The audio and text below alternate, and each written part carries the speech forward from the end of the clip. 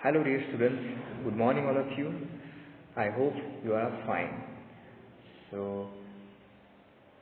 आज हम ग्रामर का टॉपिक पढ़ने वाले हैं. वैसे भी हमने ये टॉपिक पर डिस्कस कर लिया है कि what is adverbs and all. Okay, now we will see some examples and also some types और categories.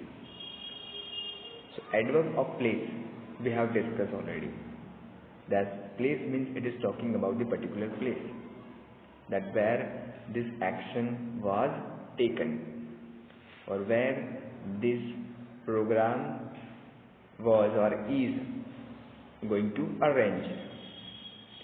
So adverb of place, this tell us where an action is taking place. Now examples. अगर हम examples देखेंगे तो हमें बहुत ही अच्छी तरह adverbs of place के बारे में पता चलेगा. तो देखते हैं example. Please wait here for half an hour for your appointment. Okay, so जो वर्ड्स है यहाँ पर place, down, everywhere. Okay, so ये जो तीनों सेंटेंस में 3 वर्ड्स डार्क है, ठीक है, हियर, डाउन एंड एवरीवेयर. सो वो क्या बताते हैं हमें? वो प्लेस के बारे में, पर्टिकुलर प्लेस के बारे में बताते हैं. दैट दिस सिचुएशन और this particular event going to taken और located to this place only. He looked down to find that he had dropped his wallet. Look down, वो कहाँ पर देख रहा है? डाउन यानी नीचे की ओर. सो वो क्या बताता है? एक प्लेस बताता है. Okay, the puppy follow the boy everywhere. तो पपी है, ठीक है, वो जो बॉय है उसे फॉलो करती है. कहाँ पर? एवरीवेयर. तो everywhere means it is considered as a place. Now adverb of time. So adverb of time क्या है? वो क्या बताता है और कैसे हम सेंटेंस में यूज कर सकते हैं? So this inform us when an action is taking place. हमें क्या बताता है कि एक्शन कब और किस टाइम पर ले गई थी और ले जाने वाली है और हो जाने वाली है, उसके बारे में हमें बताता है. तो पहले एग्जांपल्स देखेंगे ताकि हमें अच्छी तरह उसके बारे में पता चले. Please take this medicine daily and you will get well. क्या बताता है? Daily. So daily it informs about time. आपको ये जो दवा है वो एक दिन नहीं लेकिन एवरी डे यानी डेली रूटीन यानी एवरीडे आपको लेनी होगी टाइम से, तभी जाकर आप ठीक हो पाएंगे. सो डेली वो क्या है? वो इंडिकेट क्या करता है? टाइम को इंडिकेट करता है. The show will begin now. So यहाँ पर कीवर्ड कौन सा है? Now. Now means it is going to happen और something going to happen in this present moment. So here in this sentence the future tense is used, that is will. The show will begin now. अब क्या होगा? जो show है वो start होगा. Third, you should never exercise after consuming a meal. आपको क्या करना है? यहाँ पर कीवर्ड कौन सा है? आफ्टर. सो आफ्टर वो क्या बताता है? वो टाइम बताता है, ठीक है, एडवर्ब ऑफ टाइम. सो हमें इस तरह से जो सेंटेंस दिया गया है उसमें से जो वर्ड्स है वो फाइंड करने होंगे. अगर आपको कीवर्ड्स याद रहेंगे तो आप जल्दी ही कोई भी सेंटेंस और एक्सरसाइज का आंसर दे पाएंगे कि ये जो एग्जांपल है, ठीक है, वो किसके बारे में है? एडवर्ब ऑफ टाइम के बारे में है, एडवर्ब ऑफ प्लेस के बारे में है और एडवर्ब ऑफ मैनर के बारे में और एनी अदर. सो यहाँ पर आफ्टर को देखना है. Now we will move ahead. Adverb of manner. So वो क्या बताता है? This let us know how an action is taking place. So adverb of manner वो हमें बताता है कि एक्शन तो होती है. हमने आगे 2 एग्जांपल देखे, उसमें क्या है? उसमें एक्शन के बारे में बताया है कि एक्शन कहाँ पर ले जाती है और किस टाइम पर ले जाती है. लेकिन यहाँ पर क्या है?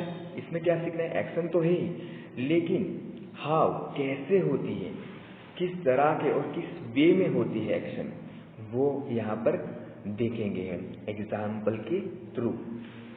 द बल attacked the little boy violently. देखो यहाँ पर इस सेंटेंस में कीवर्ड कौन सा है? बल। ओके, उसने अटैक तो किया बॉय के ऊपर, जो छोटा बच्चा था उसके ऊपर, लेकिन कैसे किया? वायोलेंटली, बहुत ही डेंजरली, ठीक है, गुस्से में, बहुत ही वायोलेंटली, बहुत ही गुस्से में, ठीक है। Unbelievable, the bull attack the little boy violently. तो आपको कहाँ पर फोकस करना है? वायोलेंटली। सो वो क्या बता रहा है? Adverb of manner. Second, you have perform well in this test. देखो आपने परफॉर्म तो किया, लेकिन कैसे किया? कैसा किया? वेल। तो यहाँ पर क्या देखना है हमें? जो एक्शन होती है वो कैसे होती है, किस तरह से, किस वे में होती है, वो देखना है। तो इस सेंटेंस में वेल, आपने परफॉर्म किया, वेल किया। कैसा किया? जोरदार किया, शानदार किया। Third, practice hard and you will surely success. अगर तुम प्रैक्टिस बहुत ही करोगे, बहुत ही मेहनत करोगे, ठीक है, अगर कुछ पाना चाहते हो, अच्छे मार्क्स लाना चाहते हो, अगर बहुत ही मेहनत करोगे, so you will surely success. तो आप उसमें सक्सेस 100% हो जाओगे। Okay, so will surely. Okay, so यहाँ पर भी हाउ बताया गया है। अगर आप सक्सेस होना चाहते हैं तो क्या, कैसे एक्शन होनी चाहिए? स्लोली होनी चाहिए? नहीं, बहुत ही हार्ड। एक दिन में पढ़ाई करोगे तो सक्सेस हो जाओगे। एक दिन में अगर पढ़ाई कर ली तो आप क्या 100% मार्क्स और 70 अप जा पाओगे, 80 अप जा पाओगे? नहीं, आपको बहुत ही हार्ड वर्क करना पड़ेगा। तो यहाँ एक्शन तो है, लेकिन कैसे? डिफरेंट वे में है।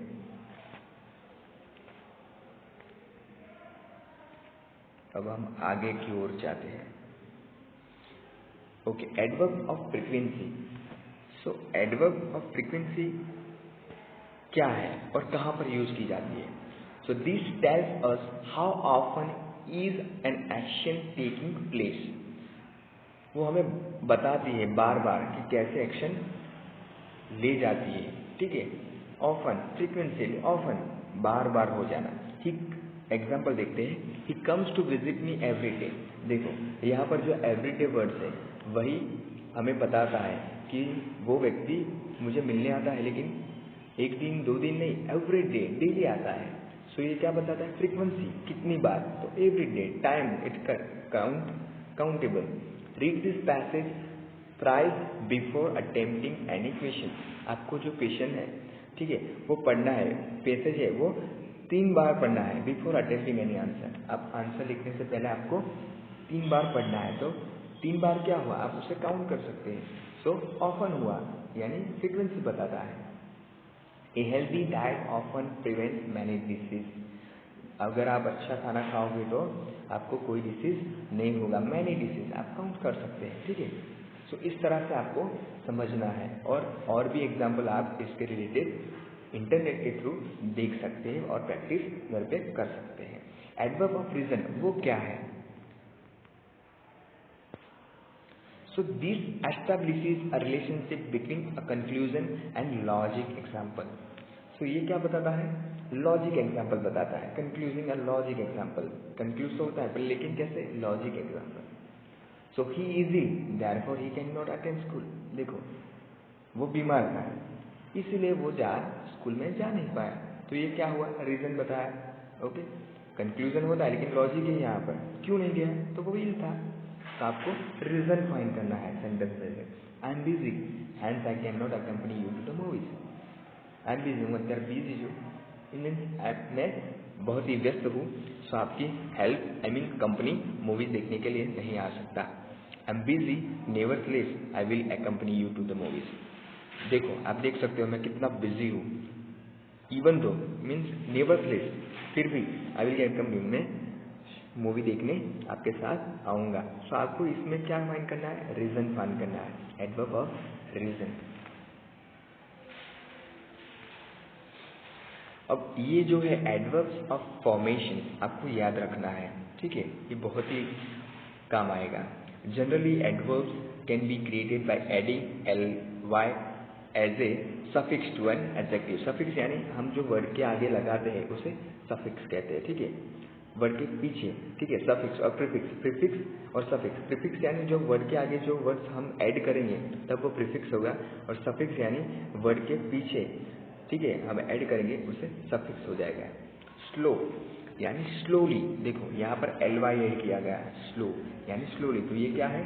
Suffix. High, highly, ferocious, ferociously, soft, softly, impatient, impatiently, cheerful, cheerfully. So ये ऐड किया गया है इसे सफिक्स।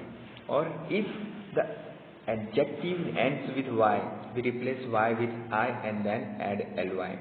अगर जो adjective यानी noun है, ठीक है, अगर वो y के साथ end होता है, ठीक है, तो y को हम निकाल कर I लगा सकते हैं और फिर ly ऐड करके वर्ड को कंप्लीट कर सकते हैं। देखो हम देखेंगे नॉइजी, तो यहाँ पर लास्ट वर्ड क्या है, y है, ठीक है। सो y को हमें निकाल देना है और उसके सिवा क्या लगाना है, उसकी जगह पर I लगाना है, फिर ly ज्वाइन करना है। नॉइज तो noisily, unhappy unhappily, busy busily, easy easily, lazy lazily, shaky shakily। Okay, so dear students, I hope you understand everything. Thank you so much and practice more on this adverb. Okay, try your own